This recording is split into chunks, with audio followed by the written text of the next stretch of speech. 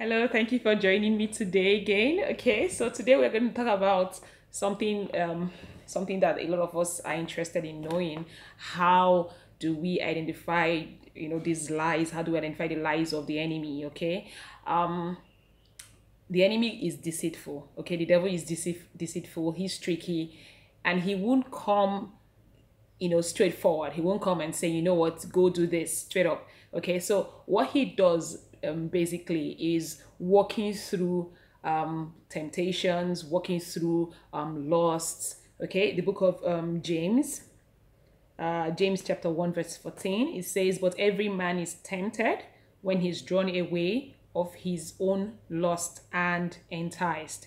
Okay, so if you look at the temptation of Eve and how she fell hard, it was the curiosity she had. Okay, the audience she also gave the enemy, and also the fact that she doubted God and she fell into sin.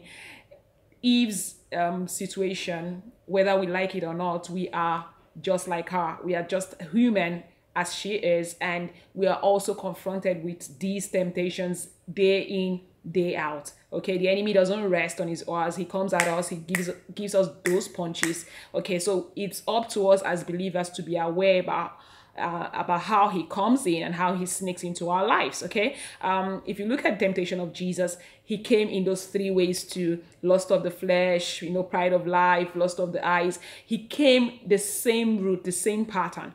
Okay, and there's something I always say to people that I mentor. I say the devil has been in this game for a very long time. He's been here. Okay, so he knows God's word just like you, but he misapplies them. He misrepresents God. He uses it against believers, especially when he knows you're not strong enough. Okay, when you're not probably word filled, and when you're at your weak moments in life.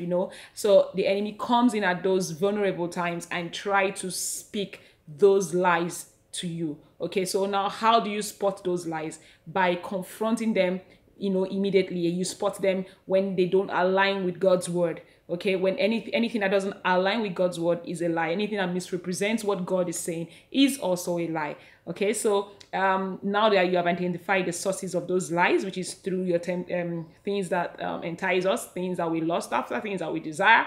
Okay, and then things that seemingly look too good to be true. Okay, so we have identified all these sources. It's up to us as believers to be aware, to be conscious, and to know how to confront the lies of the enemy. Remember, you can get all these resources for free, including the medium-sized devotionals on purposeful and meaningful.com.